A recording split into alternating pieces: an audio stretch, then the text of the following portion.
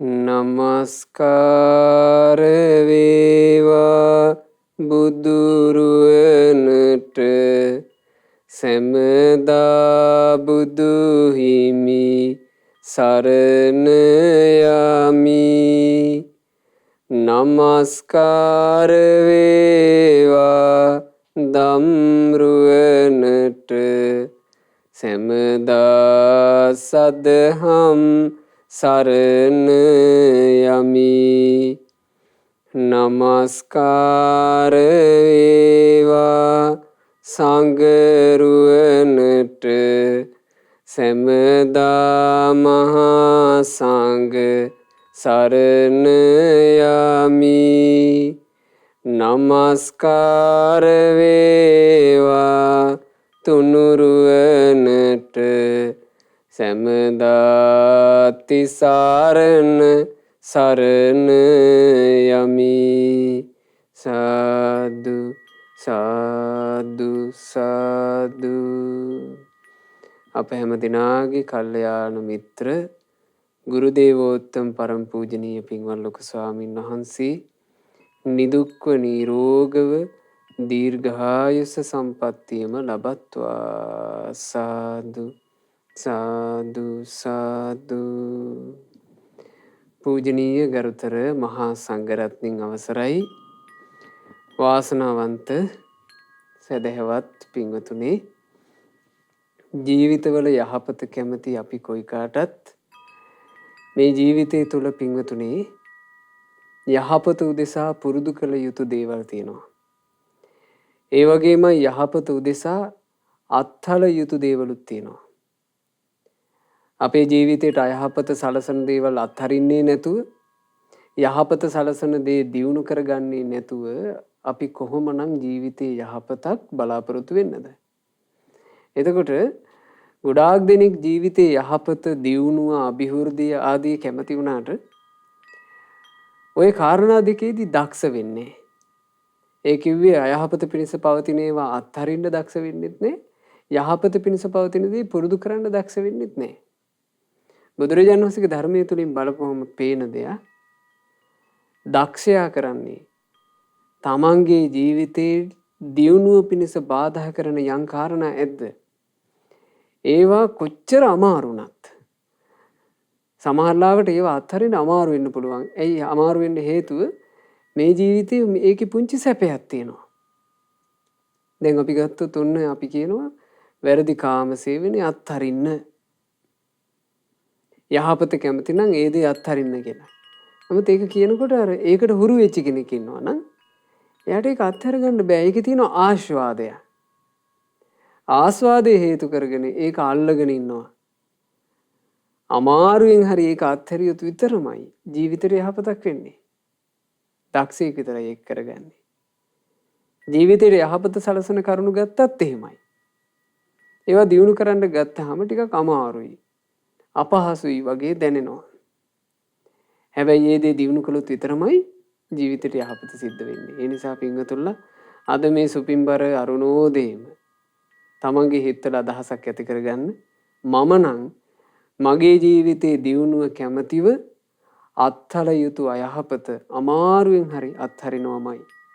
පුරුදු කළ යුතු යහපත අමාරුවෙන් හරි පුරුදු කරගන්නවමයි කියන අදහසින් අපි මේ ධර්මයේ ශ්‍රවණය කරමු. අද දේශනාවට දායකත්වයෙන් දරනවා පින්වත් අකිල තේනුවර, චානක කෝට්ටේගොඩ සහ ඔමල්ක දිසානායක යන බෑනාවරුන්, ඒ වගේම රවිනී චන්ද්‍රසේන, සපුනී චන්ද්‍රසේන සහ නිපුණී චන්ද්‍රසේන යන දියණිවරු විසින් ඒ අයගේ මේ ධර්ම දානයේ ප්‍රධාන අනවන ජනවාරි මාසේ 5 වන දින උපන්දිනයේ යෙදුණු ආර්.පී.කේ චන්ද්‍රසේන පියාණන් හටත් චානක කෝට්ටේගොඩ සොහොයුරා හටත් නිදුක් නිරෝග සුව සැලසේවා කියන අදහසින් සෙත් පැතීම, ඒ වගේම වසන්තී චන්ද්‍රසේන මෑණියන් හටත් මේ සියලු පින්වල ආශිර්වාදයේ සැලසේවා කියන අදහසින් සෙත් පතනවා. රේහස් රෂේව් යන ඒ ආදරණීය පුතුන්ටත් ආර්යා දියණියටත් සෙත් ප්‍රාර්ථනා කිරීම කියන අරමුණිනුයි අද ධර්ම දානය මේ විදිහට සිද්ධ කරන්නේ. පින්වතුනේ, ජීවිතේ සම්බන්ධයෙන් බොහෝම වටින අවවාදයක් අපගේ භාග්‍යතුන් වහන්සේ ධම්මපදයේදී දේශනා කොට වදාළ ධම්මපදයේ පකින්නක වර්ගයේ පළමුවෙනි ගාථා රත්නය. අපි මේ දේශනාව විස්තර වශයෙන් ශ්‍රවණය කරන්නට පෙර මේ ගාථා රත්නය සජ්ජායනා කරමු. පින්වතුන්ලාටත් මේ උතුම් ගාථාව තිරේ දර්ශනය වෙනවා. එතකොට පින්වතුනි තමනුත් වන්දනා කරගෙන ඒ ගාථාව දෙස බලාගෙන මාත් සමග සජ්ජායනා කරන්න. මත්තා සුඛ පරිච්ඡාගා පස්සේචේ විපුලං සුඛං චජේ මත්තා සුඛං ධීරෝ සම්පස්සං විපුලං සුඛං අත්හරිනාසුලු සැපය නමුත් සැබැවින් මහා සැපයක් විලසින් ලැබෙනා බව දැකගත යුත්තේ නුවණැතියා සුළුකම් සැප අතහැර උතුම් නිවන් සුව පසක් කරයි. බලන්න භාග්‍යතුන් වහන්සේ වදාළ කරුණ. මත්තා සුඛ පරිච්ඡාගා අල්ප මාත්‍ර සැපය අත්හැරලා දාන්න ඕන. පස්සේචේ විපුලං සුඛං ඒ අල්ප මාත්‍ර සැපය අත්හැරීමෙන් මට මහා සැපයක් ලැබෙනවා කියලා දැකලා අර සැපය අත්හරින්න ඕන. ඒ සැපය අත්හරිද්දී එයා හැමතිස්සෙම එයාගේ ඉලක්කය තියාගන්නවා මහා සැපය කෙරෙහි. මිනිස්සු දන් දෙන්නේ දාණයට ප්‍රිය මිනිස්සු දානේ පූජා කරන්නේ මේ වගේ. තමන් හරි හම්බ කරගන්න දේ තමන්ට ජීවත් වෙන්න තියෙන වස්තුව එයා අතහරිනවා. එයා අතහරින්නේ ඒ අතහැරීම තුළ තමන්ට මහා සැපක් ලැබෙනවා කියලා දැනගෙන. ඊළඟට මිනිස්සුෙකුට ධර්මය අහන්න ලැබෙනවා. නුවණ තියෙන මිනිස්සුෙකුට ධර්මය අහන්න ලැබෙනවා. ප්‍රාණඝාතය හොඳ නැහැ. ප්‍රාණඝාතයෙන් මේ සසරේ දුක උපදිනවා. ප්‍රාණඝාතය නොකර සිටීමෙන් සසරේ සැප උපදිනවා. කොටින්ම නිවනින් සැනසෙන්නත් ප්‍රාණඝාතය නොකර සිටීම උදව් කරනවා. ඔන්න එයා දැනගන්නවා. දැනගත්ත ගමන් අත්හැරලා දානවා අර අල්ප මාත්‍ර සැපය මහා සැපයටම ඇලුම් කරනවා. ඉතින් ඔය වගේමයි මේ කයින් කෙරෙන යන්තා කකුසල් ඇද්ද එව්වා ඒ වගේමුත් යම් සැපයක් සොම්නසක් සතුටක් තියෙනවා. අල්ප මාත්‍ර සැප. ඒ අල්ප මාත්‍ර සැපේ අත්හැරිය යුතු විතරමයි පින්වතුනි. මහා සැපයක් කරා යන්න පුළුවන් වෙන්නේ. වචනයෙන් කෙරෙන අකුසල් ඒ වචනයෙන් අකුසල් කරනකොට බොරු කේලම් හිස් වචන පරස වචන කතා කර කර කාලය ගත කරනකොට ඒකෙත් තියෙන අමුතු ආස්වාදයක් සතුටක්. බොරු කියලා අනිත් අය රවට්ටනවා රවට්ටලා hina වෙනවා සතුටුයි. කේලම් කියලා අවුල්වනවා අවුල්වලා ඔය කේලම්කාරයෝ සතුටු වෙනවනේ. මෙහෙම කිව්වා කියලා. ඒකෙත් තියෙනවා සතුටක්.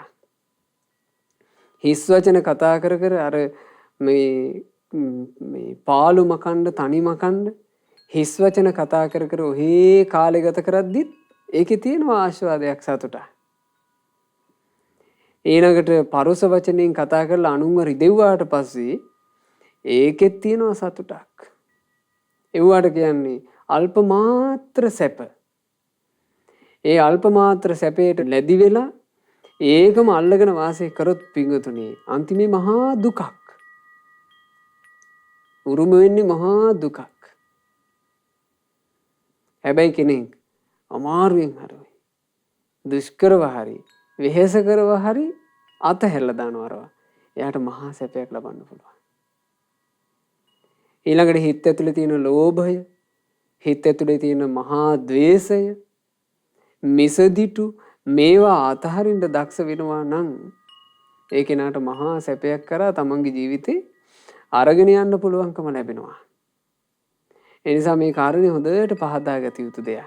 බුදුරජාණන් වහන්සේ වදාළා චචේ මත්තා සුඛං ධීරෝ නුවණ තියෙන මනුස්සයා අර අල්ප මාත්‍ර සැපේ වන කම් සැපේ අත්හැරලා දානවා. එයා කම් සැප අත්හැරින්නේ සම්පස්සං විපුලං සුඛං මේ කම් සැපේට වඩා සුවිශාල සැපක් මට ධර්ම අවබෝධයෙන් ලැබෙනවා කියලා දැනගෙන මේ ලෝකේ යන්තාක් ලෞකික සැප ඇද්ද? ඒ ලෞකික සැප ඔක්කොම එකතු කරලා ගත්තත් ලෝකෝත්තර සැපයෙන් 16න් පංගුවක් තරම්වත් වටින්නේ. ඉතින් ඒ නිසා තමන්ගේ ජීවිතේ මේ සැපය කියන එක ගැන අපි හොඳට තේරුම් අරගත්තොත් තමයි පින්වතුනි අපිට සැපේ උපද්ද ගන්න පුළුවන් වෙන්නේ. නැත්තම් මේ එදිනදා ජීවිතේ සැප හොයාගෙන ගිහිල්ලා කොච්චර විඳවිලිවල කොච්චරනම් විඳවිලිවල අපි අසරණ වෙනවද? දැන් බලන්න මත්පැන් මත්ද්‍රව්‍ය පාවිච්චි කරන්න හුරු වෙන අය. ඒ කෙනා බීලා සතුට වෙන්න උත්සාහ කරනවා. බීලා සතුටක් හොයන කෙනා මේ ජීවිතේම පේනව නේද? මහා දුකකින් ජීවිතේ කෙලවර කරන හැටි. මේ ජීවිතේම පේනවා. දැන් ඔය තමන්ගේ ඉන්නවනම් ඥාති සමූහයයිම මේ මත්පැන් බීමෙන් ගලව ගන්න බැරි එකතු කරගෙන යන්න අර මේ අක්මාව දිය වෙලා යන ලෙඩ වගේ හැදිලා ඉන්න අන්ත දුක් විඳින ලෙඩු පෙන්වන්න. මේන් ඔහේගේ ඉරණම අනාගතේ. ඔහෙට මේක තමයි උරුම වෙන්නේ. ඒක පෙන්වන්න ඕන. සල්ලාලකම් කර කර වාසය කරනවා. ඒකෙන් වින්දනයක් විඳ විඳ. මේ ජීවිතේම පේනවා භයානක ලිංගික ආශ්‍රිත රෝග හැදිලා. විඳවලා ගොඩාක් විඳවලා මැරෙනවා. සිගරට් බිබී සතුට වෙනවා. මේ ජීවිතේම පේනවා පෙනහළු ආශ්‍රිත රෝග හැදිලා. පිළිකා හදාගෙන විඳවනවා. එයා ඒක අතහැරියා නම් එයාට අර දුක නැහැ. සැනසෙල්ල ඉන්න තිබුණා. ඒක මේ ජීවිතේට විතරනේ. පරලොවට ගත්තොත් එහෙම භයානක දුක්.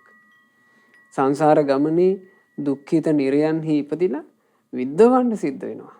දැන් එහෙම තියෙන්නේ ඉසිදාසි තෙරණියගේ ඒ සිද්ධිය. ඉසිදාසි තෙරණිය තමන් පැවිදි වෙලා අරහත්ත්වයටපත් වුණාට පස්සේනේ පෙර ජීවිතේ දැක්කේ. අතීතේ බහාරු කච්චක කියලා නගරයක් තිබිලා තියෙනවා. ඔය බහාරු කච්චකේ බොහෝම ධනවත් කෙනෙක්. තරුණ වයසේ ලස්සන රූපිකුත් තිබුණා. කඩවසම් පුරුෂයෙක්. මේ කඩවසම්කමත් එක්ක ස්ත්‍රියෝ වැඩිපුර ආකර්ෂණීය වුණා. ස්ත්‍රීන් ආකර්ෂණය වෙනකොට මෙයාත් ඉතින් ස්ත්‍රීන්ගේ පහසම පැතුවා. හිතු මනාපෙට සල්ලාලකම් කළා. එතකොට බලන්න මේ ජීවිතේ ඔය බහරු කච්චකේ වාසය කරපු කාලේ ඒක පොඩි කාලයක්නේ. ඒකේ කොහොම හරි සල්ලාලකම කර වාසය කළා. ඒක අතහැරියේ නෑ. ඒ සැපේ ලෝකේ තියෙන ලොකුම සැපේ කියලා හිතුවා. මිය පරලෝ ගියාම නිරේ අනන්ත දුක්. නිරේක ඉපදුනාට පස්සේ ඒ දුක ඊටාම කටුකයි කරකසයිනේ. බොහෝ දුක් විඳලා ඕන් එතනින් නිරේන් උඩට ආවා. නිරේන් උඩට ආවේ තිරිසන් අපායේ. තිරිසන් අතරේ වඳුරු කුලයේ උපදිනවා. වැඳිරි මේ වඳුරු පැට්ටාව වදලා ඊටාම ටික දවසයි. රැළේ ඉන්න මහ වඳුරු ඇවිල්ලා මේ වඳුරු පැටවාව අල්ලගෙන මේ වඳුරු පැටවා කෑ ගහද්දී පුරුෂ ලිංගේ හූරලා දැම්මා. ඒ හූරලා දැම්මාට පස්සේ එතන වනයක් හැදුනා. ඒ වනෙන් කුණු වෙලා පණුව ගහලා ලෙඩ වෙලා ඒ වඳුරු පැටියා මිය ගියා. ඔන්න එතනින් මැරිලා ගිහිල්ලා ආයෙ උපදිනවා බූරු කුලේ. බූරු දෙනකගේ කුසේ උපන්න බිහි වුණාට පස්සේ ওই බූරුවන්ගේ සාමාන්‍යයෙන් කරන එකක් මේ කෝෂ තලනවා බර අදින්න පහසු වෙන්න. ඉතින් කෝෂ තලුවාට පස්සේ එතනත් වනයක් හැදුනා. මිය ගියා. ඊට පස්සේ වහු පැටියෙක් වෙලා උපන්නා. ඒ වහු පැටියගෙත් කෝෂ තැලුවා. කෝෂ තලද්දී එතන වන වුණා. මිය පරලෝ ගියා. බලන්න විඳවිල්ල. ඊට පස්සේ උපදිනවා නපුංසකෙක්. ඊට පස්සේ උපදිනවා අන්ත දිලිඳු කුලයක. ගෞතම බුදුරජාණන් වහන්සේගේ ශාසනය පවතින කාලේ හොඳට සල්ලි භාගයේ තියෙන තැනක උපන්නා. ලස්සනයි. හැබැයි තමන් ආදරේ පතන ආදරේ ලැබෙන්නේ. තමන් අවංකවම ආදරේ කරනවා. ඒ අවංක ආදරේ තමන්ගේ ස්වාමි පුරුෂයාගෙන් පතනවා. ලැබෙන්නේ. බලන්න මේ ජීවිතය. ඒ නිසා යම් කිසි කෙනෙක් හොඳට නුවණ තියෙනවා නම් ඒ කෙනා කල යුත්තේ තමන්ගේ ජීවිතේ යහපත කැමතිව අත්හල යුතු දේ අමාරුවෙන් හරි අත්හරින්න ඕන. අමාරුවෙන් හරි අයහපත අතහරින්නත් යහපත පුරුදු කරගන්නත් කෙනෙක් දක්ෂ වුණොත් ආන්නේ කෙනාට තමයි පින්වතුනි ජීවිතේ සැපයක් කර අරගෙන යන්න පුළුවන්කම ලැබෙන්නේ. දැන් බලන්න ඈත අතීතයේ සිද්ධ වුණා සිදුවීමක්. එක සාමාන්‍ය පවුලක් තිබුණා. ඒ පවුලේ චූටි දුවක් හිටියා. මේ දුවට දවසක් තාත්තා බිත්තරයක් තම්බලා දුන්නා. මේ දුව බිත්තර රහට වසඟ වුණා. බිත්තර රහට දැන් මෙයා හරි ගිජුයි. මෙයා නිතර බිත්තර ඉල්ලන්න පටන් ගත්තා. නිතර බිත්තර ඉල්ලන නිසා ඒ නිවසේ මේ දෙමව්පියෝ මේ කිකිලියක්ව ඇති කරන්න පටන් ගත්තා. දැන් මේ කිකිලි කලින් කලට බිත්තර දානකොට අම්මා මේ බිත්තර අහුලගෙන ඇවිල්ලා මේ දුවට තම්බලා දෙනවා. කිකිලි හරි දුකටපත් වුණා. පස්සේ අම්මා මේ බිත්තර ගන්නකොට සාමාන්‍යයෙන් අර බිත්තර තලින් එකක් දෙකක් තමයි අම්මා ගන්නෙ. ඔක්කොම ගන්නෙ. කිකිලිට පැට්ටෝ හිටියා. පස්සේ මේ දුව දකින්නවා දවසක් මේ චූටි දුව අම්මා බිත්තර ගන්නේ කිකිලි ළඟින්. ඊට පස්සේ මේ චූටි දුව මොකද කළේ? මෙයා බිත්තර කන්න ආසාවේ අර කිකිලි දාන බිත්තරේ ගන්නවා. මේ කිකිලි දරු පැටව දකින්න ආසයි. මේ පුංචි දරුවා එක දරු පැටියක්වත් ඉතුරු කරන්නේ නැහැ. ඔක්කොම බිත්තර ටික අරන් යනවා. කිකිලිට කේන්ති ගියා. කිකිලි බොහෝම දුකින් කේන්තියෙන් වෛරයක් බැඳගත්තා. හරි. ඔබ මට දුක් දෙනවා. ඔබ මට දුක් දෙන්නේ මගේ දරුවෝ නැසලා. ඔබ අද මගේ දරුවෝ නැසපන්. මට පුළුවන් කාලෙක ඔබේ දරුවොත් නැසනවා. බැඳගත්ත වෛරය. බලන්න පින්වතුනි අපි හිතන්නේ නැති එක. තෙරසන් සතෙක් එහෙම මිනිස්සෙක් ගැන වෛරයක් බැඳගනීද කියලා අපිට හිතෙන්නේ වන්නේ. සමහරවිට අපි මේ බැල්ලියෝ පැටව දැම්මාට පස්සේ ඒ බැල්ලියකින් පැටව වෙන් කරනවා. අපිට හිතුමනාපේ. අපි දන්නේ නැහැ ඒක යාගේ හිතට කොච්චර බලපානවද කියලා. ඊළඟට අපි මේ පුංචි බලල් පැටව ඒ විදිහට වෙන් කළා දානවා අම්මගෙන්. අපි දන්නේ නැහැ ඒව කොයි විදිහට බලපානවද කියලා. ඒ මොකද හේතුව පින්වතුනි ඒ අයත් සසරේ යන සත්තු. ඒ අයටත් හිතන්න පුළුවන්. අපිත් සංසාර ගමනේ කොයියම්ම හෝ සම්දිස්ථානවල ওই ලෝකවල ඉඳලා තියෙනවා. දැන් මේ පිනක් ඉස්මතු වෙලා මනුස්ස ලෝකයට ආවාට අපිත් අපේ පව් ඉස්මතු වෙලා ඕන තරම් දුගතිවල වාසය කරලා තියෙනවා. දුගතිය අපාය මහගෙදර කරගෙන යන ගමනක් නෙමේක. අර කිකිලි වෛරය බැඳගත්තා. වෛරය බැඳගෙන මේ කිකිලි මැරෙනකොට ඒ කිකිලි අර වෛරයත් එක්ක පැසවා තමයි මිය ගියේ. සංසාර ගමනේ යාගේ වෙනම ඉලක්කයක් වුණා. මේ දුවගෙන් පලි ගන්න එක. ඵලය අරිගනමින් ආවා කියනවා පින්වතුනි සංසාරෙන් සංසාරෙට. එහෙම ඇවිදින්න ඔන්න ගෞතම බුදුරජාණන් වහන්සේගේ ශාසනය පවතින කාලේ වෙනකොට අර බිත්තර කාපු චූටි දුව මනුස්ස දුවක් වෙලා උපදිනවා. එක එකිනෙකාගේ කර්ම අනුවනේ. එයා මනුස්ස දුවක් වෙලා උපන්නා සවැත් නුවරම. කිකිලි ඒ වෙද්දී මල යක්ෂණියක්. මේ මනුස්ස දුව විවාහයටපත් වෙන ඇය දරුවෝ වදනවා. ඒ දරුවෝ වදද්දී හරියට අර කාලි යක්ෂණියගේ සිද්ධිය වගේ. අර මල පෙරේතී ඇවිල්ලා දරුවා බිල්ලට ගන්නවා. දරුවෝ දෙන්නෙක් මෙහෙම බිල්ලට ගත්තා. තුන්වෙනි දරුවා බිල්ලට ගන්න ලැහැත් වෙනකොට මේ අම්මා ඒ දරුවාව අරගෙන දිව්ව බුදුරජාණන් වහන්සේ ළඟට. භාග්‍යතුන් වහන්සේ නිසා ඒ ප්‍රශ්නේ එදා විසඳුණා. ඒ ප්‍රශ්නේ එදා භාග්‍යතුන් වහන්සේ නිසා විසඳුණා. බුදුරජාණන් වහන්සේ ඒ මල යක්ෂණියටත් එතන රැස් වී සිටපු සියලු දෙනාටත් ධර්මයේ දේශනා කරලා මෙන්න මෙහෙම ගාථාවක් වදාලා. පරදුක්ඛෝපදානේන අත්තනෝ සුඛමිච්ඡති වේර සංසග්ග සංසට්ඨෝ වේරාසෝන පරිමුච්ඡති අනුන්හට දුක් ලබා දීමෙන් තමාගේ සැප කැමති වෙයි නම් බැඳී පැටලී වෛරයෙන් නිදහස් නොවේයි.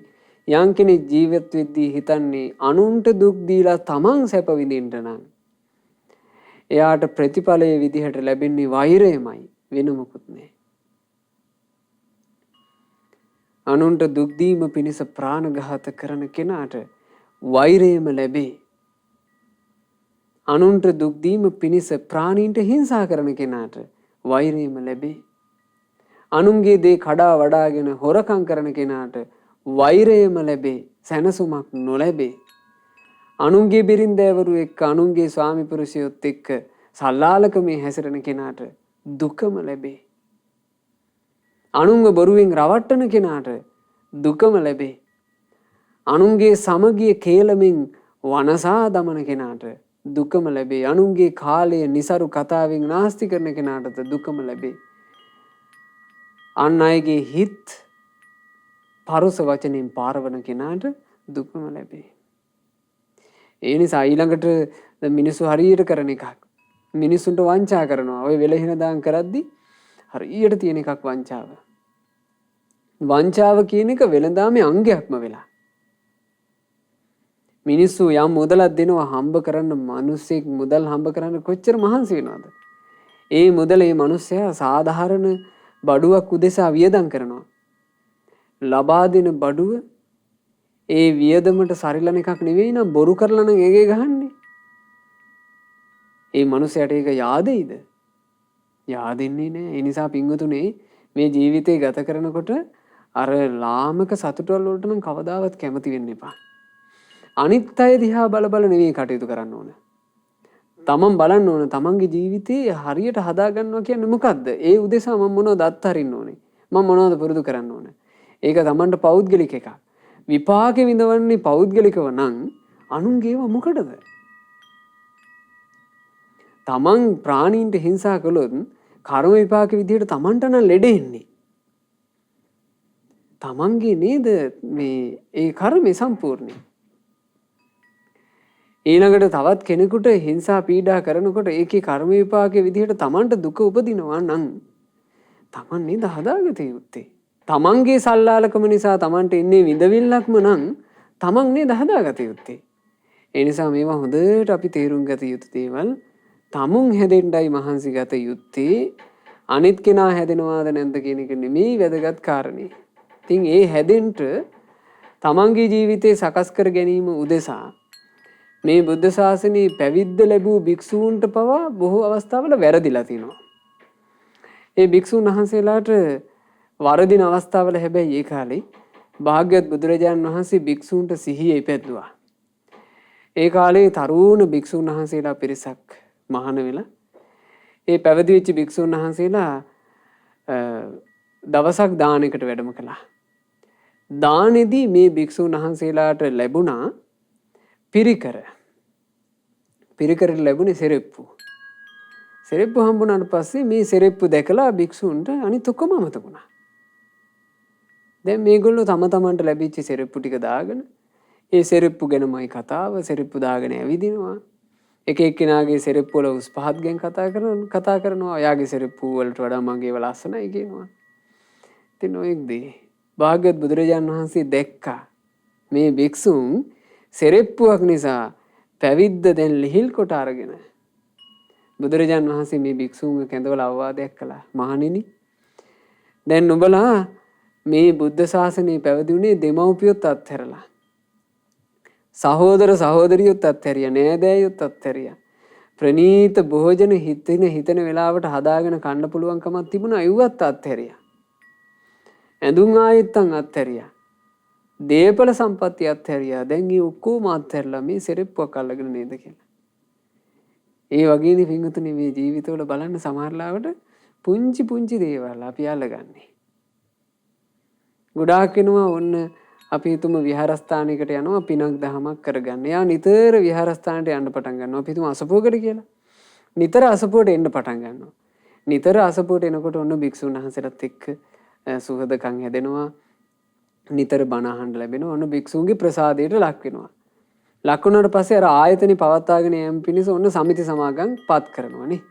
දායක සභා සමිති සමාගම් ඔන්න පත් කළා. ඒ පත් කරන්නේ මේ නිතර යන්නේන කෙනාට තව වැඩිපුර පිනක් රැස් කරගන්නනේ. සමහරවිට ඒ ලැබිච්ච නිලය අල්ල ගන්නවා. ඊට පස්සේ ඉතින් ඔක්කොම විනාශයි. ඔක්කොම විනාශයි. ඒ නිසා බුදුරජාන් වහන්සේ අර සෙරෙප්පු අල්ලගෙන හිටපු භික්ෂුන් වහන්සේලාට මෙන්න මෙහිම අවවාද කළා. යං හි කිච්ඡං තද පවිද්ධං අකිච්ඡං පන කෛරති උන්නලානං පමත්තානං තේ සංවඩ්ඩන්ති ආසවා තමා කළ යුතු යමක් ඇතිනම් එයම අත්හැර දමා ඇත්තේ නොකළ යුතු දේමය කරන්නේ මානයෙන් ඉහලින් සිතාගෙන පමාවෙන් කල් ගෙවයි නම් කෙලෙස්මයි ඔවුන් තුළ වැඩෙන්නේ. ඒක නා තමා කළ යුතු දේ අත්හැරලා නොකළ යුතු දෙයක් මාන්නින් ඔළුව උදුම්මගෙන කරනවා. වර්තමානයේ ගත්තම හරියට තියෙනවා කල්යාණ මිත්‍රයාගේ ඇසුර කියන එකනේ පින්වතුනි ජීවිතේ ජය ගන්නට අපිට තියෙන ප්‍රධානම සාධකේ. කල්යාණ මිත්‍ර සත්පුරුෂයා ඇසුරු කිරීම, සත්පුරුෂයාගෙන් සද්ධර්මය ඇහිීම, යෝනිසෝ මනසිකාරයේ යෙදීම, ධම්මානුධම්ම පටිපදාව. මේකනේ අපේ වැඩපිළිවෙල. බලන්න බොහෝ දෙනෙක් පළවෙනි තැනම වරද්දගන්නේ. සත්පුරුෂයා කියලා අසත්පුරුෂයාටමයි යැලෙන්නේ. බුදුබණ කියන කෙනා මේ කියන්නේ ධර්මයේද කියලා අඳුනගෙන නෙමෙයි ඇසුරු කරන්නේ. විනාසයි. ඒ කෙනාට නිකන් යහපත දියුණුව කියලා කියන්නේ පැතුමක් විතරයි. ඇයි එයා කරන්නේ නොකළ යුතු දේ. මිනිසෙකුට අපි හිතමු ගමනක් යන්න හිතුණා කියලා වුණා. අපි හිතමු මිනිසෙක් කුරුණෑගල ඉඳලා කොළඹ එනවා. එයාට උමනාව තියෙනවා කුරුණෑගල සිට කොළඹට එන්න. එයා කුරුණෑගල ඉඳලා කොළඹට එනවා කියන එක සාර්ථක වෙන්නේ එයා හරි පාරේ ආවොත් නේද? එයා වෙන වැරදි පාරක ගියොත් එහෙම මං කොළඹ යනවා කියලා එයාට කවදාවත් කොළඹ හම්බෙයිද? මේක නිකන් එයාගේ පැතුමක් කතන්දරයක් විතරයි නේ. එයා කොළඹ එන්න නම් කොළඹට තියෙන පාරේ ඉන්න එපේ. ඉතින් ඕම ඔය වගේ. නොකළ යුතු දේ කරන කෙනාට කළ යුතු දේ නොකර ඉන්න කෙනාට යහපත හිමි වෙනවා. ඒ නිසා ප්‍රමාදයෙන් කල් ගෙවදුවොත් නම් මහණෙනි නුඹලාට කෙලෙස් විතරයි වැඩෙන්නේ කිව්වා. ඊට පස්සේ භාග්‍යතුන් වහන්සේ වදාලා යේ සංච සුසමාරද්ධා නිච්ඡං කාය ගතා සති අකිච්ඡං තේන සේවಂತಿ කිච්චේසා තච්චකාරිනෝ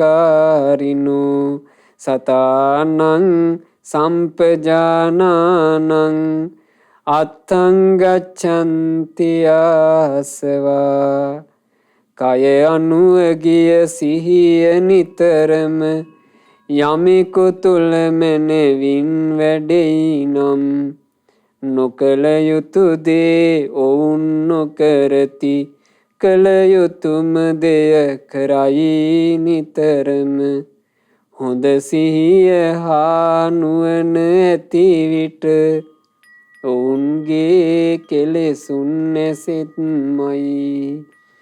යම්කිසි කෙනෙක් ළඟ තියෙනවා නම් කායගත සති, කය කෙරෙහි මනවින් පිහිටි සිත,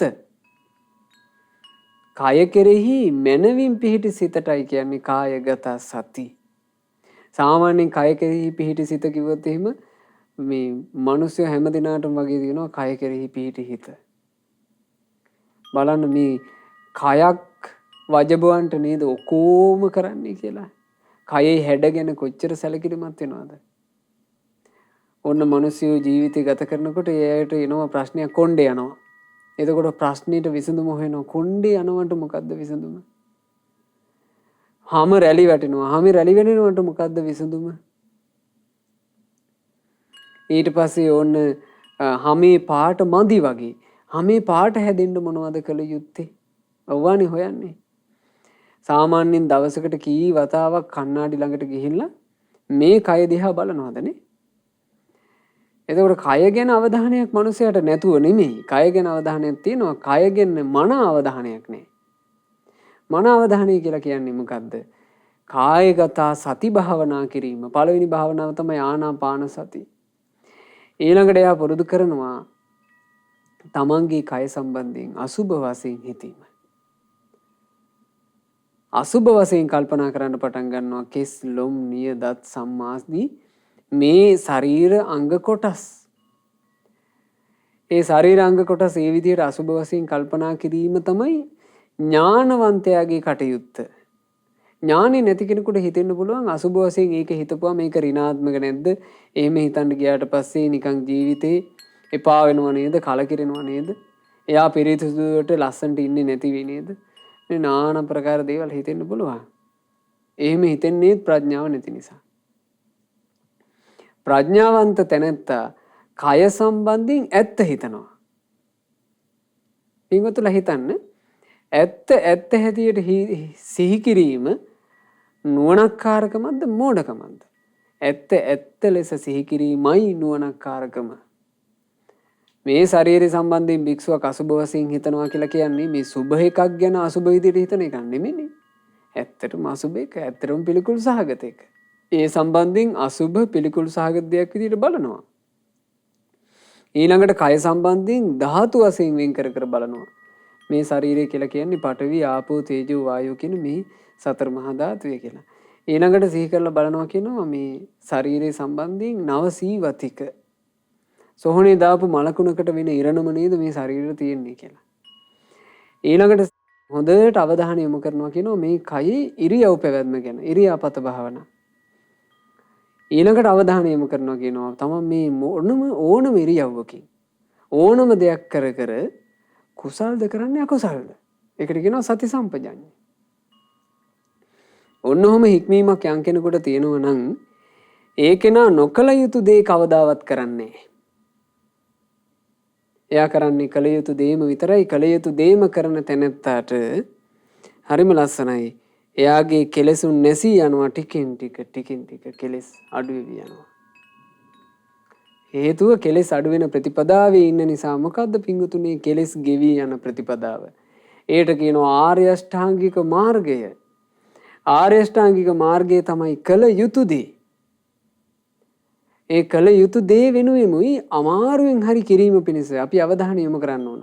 සම්මා දිට්ඨිය උදෙසා අමාරුවෙන් හෝ උත්සාහ කළ යුතුයි.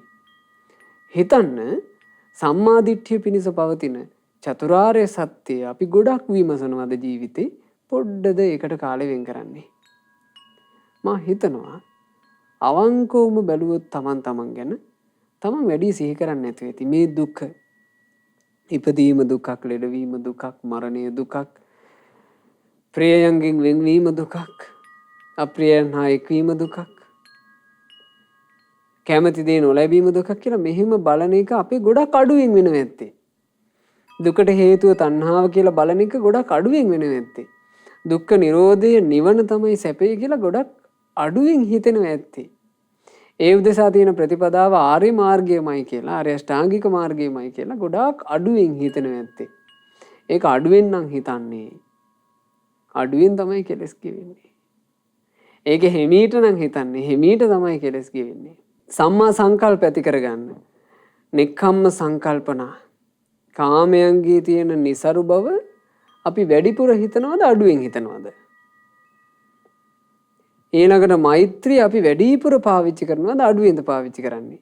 කරුණාව වැඩිපුර අපේ හිතේ තියෙනවද අඩුවෙන්ද තියෙන්නේ? අන්න බලන්න ඕන දේවල්. ඒව තමයි අමාරුවෙන් හරි හදා ගන්න ඕන. ඊළඟට සම්මා වාචා. තමන්ගේ වචන කොහොමද? තමන් බොරු, කීලම්, හිස් වචන, පරස වචන මේ කටෙන් කතා කරනවද? කතා කරනවා නම් අමාරුවෙන් හරි අත්හරින්න ඕන. බොරු කිය හොඳම මේ බොරුව තෝර එහෙම වාසය කිරීමක් තියෙනවා නම් ලෝකේ වගේ ඈත් වෙන්න ඕන. මොකද මේ ඈයෝ සමහරවිට තරගතිය විහිළුවට බොරු කියයි. ඒ බොරු තමන් කටින් පිට කරාට පස්සේ ඒකේ විපාකේ තමුන් විඳවන්න එපේ. තමන් ඒක ගැන සැලකිලිමත් වෙන්න ඕන. අර මිනිස්සයත් සිගරට් බොනවා මාත් බොනවා කියලා ගන්නෑ. එහෙම කරන්නේ උමතු අයනේ. උමතු ඇයෝ එහෙම කරනවා. ඒ අයට පිස්සුව තියෙන නිසා. ඔන්න පිස්සෙක් ඇඳුම් ගලවගෙන නිරුවතින් නටන්න පටන් ගන්නවා. එතකොට තව පිස්සෙක් ඒක දැකලා ඒකම කරනවා. පිස්සු නිසා. සාමාන්‍යයෙන් පිස්සෙක් ඇඳුම් ගලවගෙන නටුවා කියලා සිහි කල්පනාව තියෙන මිනිස්සෙක් තමන්ගේ රෙදි ගලව ගන්නේ. ඉතින් ඒ වගේ. ඒ වගේ තමන්ගේ ජීවිතය ගැන හොඳට අපි තේරුම් ගන්න ඕන. අපි අපේ ජීවිතයට ආදරය කරන අය. ඒ ආදරෙන් යුක්තව අපි මේ ජීවිතේ රැක ගැනීම උදෙසා ඔන්න සම්මා වාචා පුරුදු කරනවා. ඊළඟට සම්මා කම්මන්ත පුරුදු කරන්න ඕන. ප්‍රාණඝාතය නොකර සිටීම, සොරකමේ නොයෙදීම, සල්ලාලකම වැරදි කාමසේවනය නොකර සිටීම. මේ ලෝකේ යන්නේ මොන රැල්ලක්ද? ලෝකේ තියෙන්නේ මොන නීතියද? වැරදි කාමසේවනයේ නීති සම්මත කරලාද තියෙන්නේ? ගණිකා වෘත්තිය සම්මත කරලාද තියෙන්නේ? ගණිකාව ඇසුරු කරාට කමක් නැහැ නේද එහෙනම්? මේවා හොයනවා කියන්නේ ඇයි? තමන්ට සංවර වීම පිණිස වමනාවක් නැහැ. ඉතින් ඒකයි. එතකොට මත්පැන් මත්ද්‍රව්‍ය පාවිච්චි ගත්තත් අපි ගොඩාක් සැලකිලිමත් වෙන්න ඕන. මොකද මේ කාලේ ගත්තාම පින්වතුනි ඒව නිකන් අර ජීවිතේ විඳින්න තියෙන විශේෂ දේවල් විදිහට ඉස්මතු කර කර පෙන්නනවානේ. ජීවිතේ අමුතුවෙන් විඳින්න තියෙන ඊටාම සුන්දර දේවල් වගේ මත්පැන් බීම. සමහරවිට නළු නිළියෝ එහෙම මේ නළු නිළියෝ ඊට පස්සේ ප්‍රසිද්ධ වෙන චරිත මේ මාධ්‍ය වලට ඇවිල්ලා කියනවා. මට බීලා මෙහෙම වුණා. මට එක දවසක් බීලා මෙහෙමයි ඒක වුණේ. ඉතින් අනිත් අය හිනා වෙනවා. එතන මහා ලොකු එක කියලා. අර ඒක බලන ඉද්දි යම් කෙනෙක් නුවණින් කල්පනා කරේ නැත්නම් එයාට හිතෙනවා මේක සැපක් නේ මේක විඳිනවා කියලා. වැරදි කාමසේවන ආදී ගත්තත් එහෙමයි. සැප විඳිනවා කියලා අරවට අහු වෙලා යනවා. ඒවට කියන්නේ පින්වතුනි මත්තා සුඛ අංශු මාත්‍ර සැප. ඒවා අත්හරින්න ඕන මහා සැපයක් කැමති කෙනා. දැන් බලන්න මේ ජීවිතේ කෙනෙක් ලස්සන වෙලා ඉපදිලා ඉන්නවනම් එයා කලින් ද්වේෂය අත්හැරියා. මේ ජීවිතේ කෙනෙක් ප්‍රසිද්ධ නම් එයා කලින් ඉරිසියාව අත්හැරියා. මේ ජීවිතේ කෙනෙක් ගොඩාක් භෝග සම්පත් ඇතුව ඉපදිලා ඉන්නවනම් ධනෙ ඇතුව එයා කලින් දන් දුන්නා. මසුරුකම අත්හැරියා. ඉතින් මෙහෙම එකක් ගන්න තේරුම් ගන්න ඕන. මේ ජීවිතේ කෙනෙක් හොඳට බුද්ධිමත් ඉපදලා ඉන්නවා නම් එයා මත්පැන් අත්හැරියා කලින්. සමහරවිට මත්පැන් අත්හැරලා හොඳට සිහි කල්පනාව ඇතුව උපන්න මිනිසයා මේන්න දැන් බොනවා. එතකොට මේ පුද්ගලයාට ආයෙ උරුම වෙන්නේ සිහි කල්පනාව නැති ජීවිත. ඉතින් ඒ නිසා තමන්ගේ ජීවිතය සම්බන්ධයෙන් සම්මා කම්මන්තේ සම්මා ආජීවයේ පිරිසුදු ජීවිකාව අනින් මිනිස්සු ජීවත් වෙන්න කරන්නේ මොනවද කියන එක නෙමෙයි වැදගත්. තමන් මොනවද කරන්නේ? ඊළඟට සම්මා සතිය, සම්මා සමාධිය, සම්මා වායාමයේ මේවා හදාගන්න උත්සාහවත් වෙන්න ඕන. අමාරුවෙන් උනත් ටික ටික හරි. භාග්‍යවත් බුදුරජාණන් වහන්සේ වැඩ හිටපු කාලේ තිබිච්ච මහා වාසනාව තමයි බුදුරජාණන් වහන්සේ ගොඩාක් කර පින් තියන අයට උදව් කළා. ඒ අඩුපාඩු හදාගන්න ගොඩාක් උදව් කළා. එහෙම අවස්ථාවක් ගැන මේ බණ පොතේ සඳහන් වෙනවා. එක් කාලයක භාග්‍යතුන් වහන්සේ සෙවැන් නුවර ජේතවනාරාමේ වැඩ හිටියා. ওই කාලේ පින්වතුනේ ලකුණ්ඨක බද්දිය තෙරුන් වහන්සේ. ලකුණ්ඨක බද්දිය තෙරුන් වහන්සේ කියලා කියන්නේ මේ බුද්ධ ශාසනේ මధుර ස්වරයක් තිබිච්ච වික්ෂුන් අතර අග්‍ර. උන්වහන්සේ දහම් කතාව කරනකොට දෙව් බඹුන් පවා ආසාවෙන් එනවා බණ අහන්න. ඒතර ලස්සනයි හඬ. කටහඬට තමයි ගොඩක් ආස. මිහිරි කටහඬ. හැබැයි රූප සෝභා ගත්තොත් හරි අවලස්සනයි. ශරීරේ ප්‍රමාණයට වඩා සාමාන්‍යයෙන් මිටි. ඊළඟට රූපේ වුණත් ලොකු ලස්සනක් තිබ්බේ නෑ. දැක්කයින් පස්සේ එහෙම ලොකුවට ප්‍රසාදයක් ඇති වෙන්නේ අර එකක් හේතුවක් කියනෝනේ කර්ම විපාකයක් තියෙනෝනේ කෙලිසීල බ්‍රහ්මදත්ත වෙලා හිටපු කාලේ. ඒ කර්ම විපාකයන් නිසා අනික් අයට අර උන්වහන්සේ දැක්කම උසුළු විසුළු කරන්න හිතෙනවා. කර්ම විපාකේ. ඒ නමුත් රහතන් වහන්සේ භික්ෂුන් වහන්සේලාට ආරංචි වුණා ලකුණ්ඨක බද්දිය කියන ඊටා මිහිරි ස්වරයෙන් බණ කියන ඒ භික්ෂුන් වහන්සේ සවැත් නුවර ජේතවනාරාමේ ඉන්නවලු. අපි භාග්‍යතුන් වහන්සේත් බැහැදකලා භාග්‍යතුන් වහන්සේගෙමුත් දහම් අවවාදයක් ලබාගෙන ඒ තෙරුන් වහන්සේ කියන බණපදයක ශ්‍රවණය කළා මෙමු කියලා ඔන්න භික්ෂුන් කණ්ඩයක් ආවා. මේ භික්ෂුන් වහන්සේලාට ලොකු පිම්බලයක් තිබුණා ධර්ම අවබෝධ කරන්න. දැන් මේ භික්ෂුන් වහන්සේලා ජේතවනාරාමයේ ඇතුළට ඇවිල්ලා බුදුරජාන් වහන්සේ වැඩ ඉන්න දිශාවට හිමින් යනවා. යද්දී ලකුණ්ඩක බද්දිය තෙරුන් වහන්සේ මෙහෙම ඉස්සරහට එනවා. අර භික්ෂුන්ට දැක්ක ගමන් ලකුණ්ඩක බද්දිය තෙරුන් වහන්සේ ගැන නිකන් හෙලා දැකලා හිතුණා. ආපු කැත ඒ භික්ෂුවගේ ඇඟේ හැටි ඔහොම හිතුණා. බුදුරජාණන් වහන්සේ මේ හිතවිල්ල දැක්කා. දැකලා අර භික්ෂුන් භාග්‍යතුන් වහන්සේ ළඟට ගියාට පස්සේ ඈතින් වඩින ලකුණ්ඩක බද්දිය තෙරුන් වහන්සේව පෙන්නලා භාග්‍යතුන් වහන්සේ මෙහිම වදාලා මහණෙනි අර පේනව නේද අර වඩින භික්ෂුව. අර භික්ෂුන් හැරිලා බලලා කිව්වා ආයිමයි ස්වාමීනි අපිට හම්බ වුණා. මහණෙනි ඔය භික්ෂුව මව් මැරුවා. පියාත් මැරුවා. දැන් ඔය සැනසෙල්ලේ ඉන්නවා කිව්වා. අර භික්ෂුන් ඇස ලොකු කරගෙන භාග්‍යතුන් වහන්සේ දෙස බලාගෙන හිතනවා අම්මත් මැරුවා තාත්තත් මැරුවා කියලා කියන්නේ ආනන්තරීය පාප කර්මනේ. එහෙම කෙනාට කොයින්ද සෑල්ලුවා? මේ භික්ෂුන්ට හිතුණා මේකේ මොකක් හරි වෙන අදහසක් ඇති. බුදුරජාණන් වහන්සේගෙන් ඇහුවා ස්වාමීනි භාග්‍යතුන් වහන්සේ ඒක අපිට හිතා ගන්න බෑනේ. කෙනෙක් කොහොමද මව්පියන්ව ඝාතනය කරලා සැනසෙල්ලේ ඉන්නේ? අන්න බුදුරජාණන් වහන්සේ වදාලා මේ ගාථාව. මාතරං පිතරං හන්ත්වා රාජානෝ දේච කත්තියේ රට්ටං සානුචරං හන්ත්වා අනීගෝයාති බ්‍රාහ්මනෝ යලි යලි දුකෙහි උපදවන මෞනමෙති තණ්හාව නසමින් හුවා දක්වන තමා නිතරම පියනෙමෙති මානයද නසමින් ශාස්වත හා උච්ඡේද යන දෘෂ්ටි නම් රජුන් දෙදෙන නසමින් නුවර සහිතව රටම වනසා රහත් මුනි නිදුකින්ම යන්නේ. ඔන්න භාග්‍යතුන් වහන්සේ දේශනා කළා. කාටද මව කියලා කිව්වේ? යලි යලි සසර දුක උපදවන තෘෂ්ණාවයි මව. ඇයි මව කියලා කිව්වේ? උපද්දන තැනැත්ති. සංසාර ගමනේ යලි යලිත් උපද්දන්නේ මව් නැමැති තෘෂ්ණාවයි. ඔය භික්ෂුව නැසුවේ ඒ මව. ඊළඟට අනුන්ව හෙලා දැකලා හිතන, තමන් ඉදිමිලා හිතන ඒ හිතවිල්ල, ඒ මාන්නේ තමයි පිය. පියා කියලා කියන්නේ ඒ මාන්නකාරකමට. ඔය භික්ෂුව ඒ මාන්නෙත් නැසුවා. ඊළඟට රජවරු දෙන්නෙක්ම නැසලා දැම්මා. ඒ රජවරු තමයි දෘෂ්ටි. මොන දෘෂ්ටියද? සාස්වත දෘෂ්ටිය කියන රජු නැසුවා. සාස්වත කියලා කියන්නේ මරණින් මත්තේ සදාකාලිකයි, සදාකාලික දෙවියන් වහන්සේ ළඟට ගිහිල්ලා නවතින්න පුළුවන් කියන ලාමක දෘෂ්ටිය අද ලෝකේ වැඩිපුරම වැළඳගෙන ඉන්න දෘෂ්ටිය.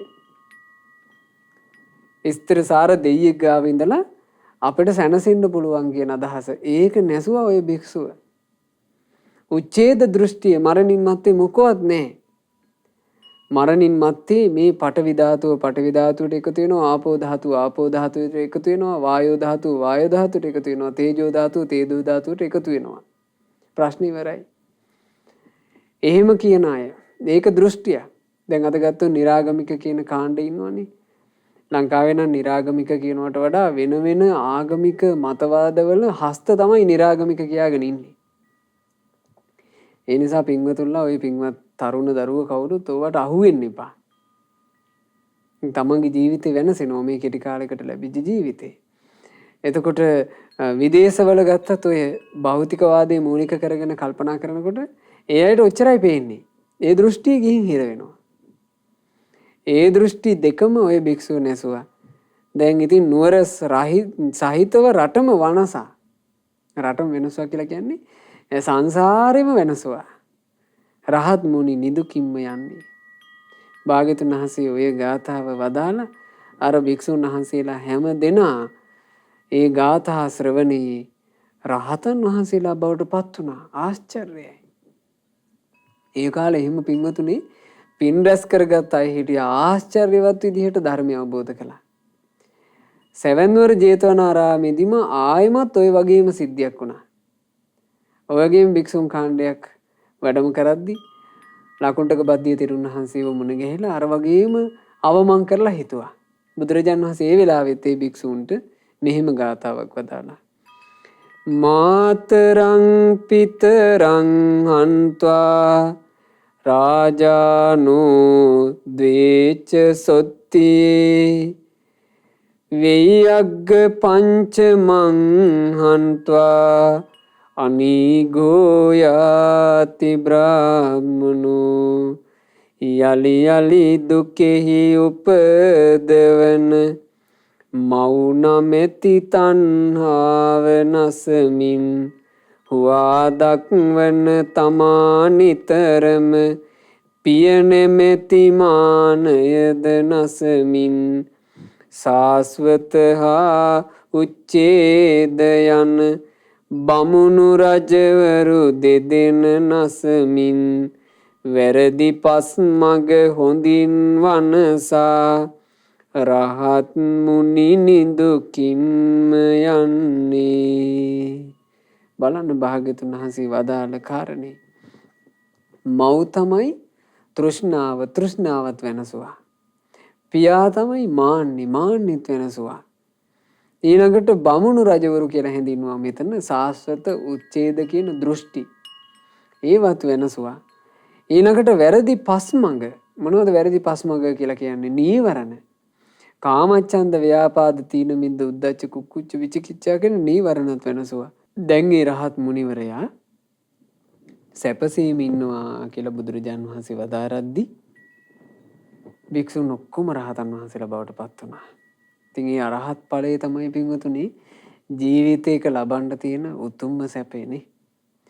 ඒ උතුම්ම සැපේ කෙනෙක් කැමති නම්, ඒ මහා සැපේ කෙනෙක් කැමති නම් අකුසල් කර වාසය කරනකොට, පව් කර වාසය කරනකොට තියෙන ලාමක සැප අතහරින්න ඕන.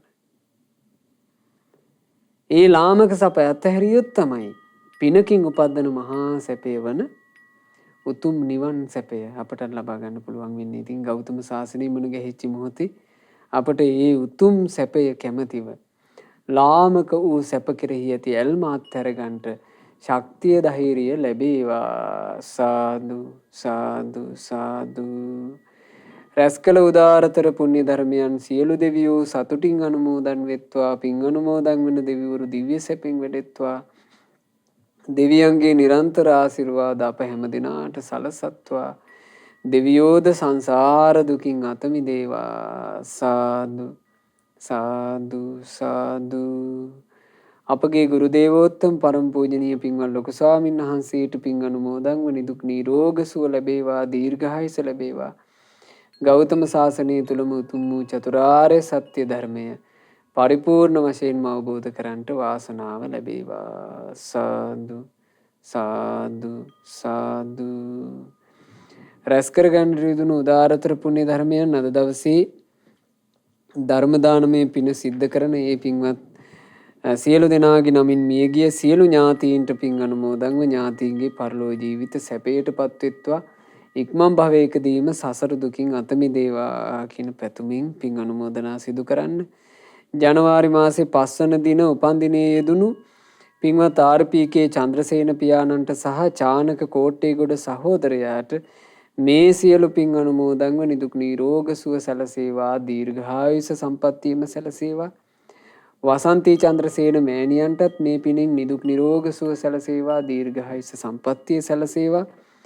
රෙහස් රෂෙව් යන ඒ පුතුන්ටත් ආර්යා දියණියටත් පින් අනුමෝදන් වෙලා ඒ දරුවන්ට නිදුක් නිරෝග සුව සැලසේවා. දීර්ඝායුෂ සැලසේවා. බුදුරජාන් වහන්සේගේ සරණ ලැබූ ශ්‍රාවක දූල පුතාලා බවට පත් වෙලා කල්යාණ මිත්‍ර ඇසුරේ ගුණධර්ම දියුණු කරගෙන ඒ දූල පුතාලට සම්බුද්ධ ශාසනය පිළිසරණ ලබා ගන්නට වාසනාව ලැබේවා කියලා අපි ආශිර්වාද කරනවා. සෙත් පතනවා. අද ධර්ම දානය සිද්ධ කරපු පින්වත් අකිල තේනුවර චානක කෝට්ටේගොඩ සහ ඕමල්ක දිසානායක යන ඒ බෑනාවරුන්ටත් රවිනි චන්ද්‍රසේන, සපුනි චන්ද්‍රසේන සහ නිපුනි චන්ද්‍රසේන යන ඒ දියණීවරුන්ටත් ආර්.පී.කේ චන්ද්‍රසේන පියාණන්ටත් වසන්ති චන්ද්‍රසේන මෑණියන්ටත් ඒ පවුලේ ඥාති හිතයිසීන් සෑම සියලු දෙනාටත් රෙහස් රශිව් සහ ආර්යා යන ඒ දරුවන්ටත් මේ සියලුම පින් අනුමෝදන් වෙලා සියලු දෙනාට සියලු යහපත සැලසේවා රැකී රක්ෂා ඒ දූ දරුවන්ගේ අධ්‍යාපන කටයුතු මේ සෑම සියලු දේ සාර්ථක වෙත්වා දියුණු වෙත්වා ජීවිතවලට යම් මේ පෙනෙන නොපෙනෙන බාධා කරදර ආදී ඇතනම් සියල්ලම දුරු වෙත්වා සැනසීම ලැබෙත්වා පින්වතුන්ලා සෑම සියලු දෙනාට ධර්ම දානයේ යෙදුණු පින්වතුන්ලාටත් ශ්‍රද්ධා මාසික ධර්ම දාන සමාජික පින්වත් හැම දෙනාටත් ශ්‍රද්ධා රූපවාහිනියේ කාර්ය මණ්ඩලයේ හැම දෙනාටත් ඒ වගේම දහම් ශ්‍රවණයේ යෙදුණු පින්වතුන්ලා සියලු දෙනාට කලන මිතුරු ඇසුරේ තමන්ගේ ජීවිතයට සුවසේ පින් කරගන්න ලැබේවා. තමන්ගේ ජීවිතයේ යම් මේ අඩුපාඩු දුර්වලතා ඇතනම් ඒ දේවල් අමාරුවෙන් නමුත් අත්හරින්න. ඒ වගේම තමන්ගේ යහපත පිණිස පවතින දේවල් පුරුදු කරගන්න පින්වතුන්ලාට ශක්තිය ධෛර්යය ලැබේවා. ගෞතම සාසනය තුලම චතුරාර්ය සත්‍ය ධර්මය අවබෝධ කරගන්නට අප හැම දිනාට වාසනාව ලැබෙත්වා. හැම දිනාටම තෙරුවන් සරණයි. නමෝ බුද්ධාය. මෙවැනි වටිනා ධර්ම දේශනා ශ්‍රවණය කිරීමට ශ්‍රද්ධා ඩේලි YouTube චැනලය සබස්ක්‍රයිබ් කරන්න.